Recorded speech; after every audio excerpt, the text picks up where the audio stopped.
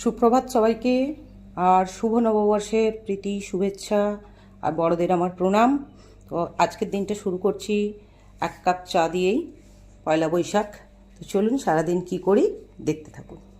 চলছে আমার রান্নার পর্ব, এখনও রেডি হয়নি, রেডি করি, খেয়ে আসবো তারপর আবার আপনাদের সঙ্গে।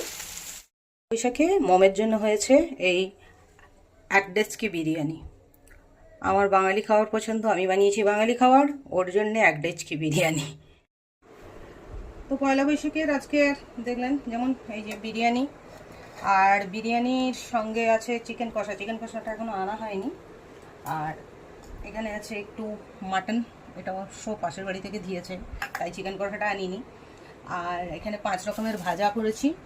5 রকমের ভাজার মধ্যে এটা আলু ভাজা, বেগুন ভাজা, পটল ভাজা, সজনে ডাঁটা ভাজা, আর এইটা হচ্ছে গোল্ডেন প্রন ফ্রাই।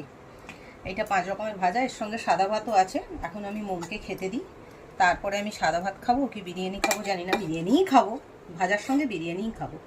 তো চলুন, ভিডিওটা কেমন লাগলো বলবেন, পয়লা বৈশাখের খাবার দাবার কেমন লাগলো নিশ্চয়ই জানাবেন।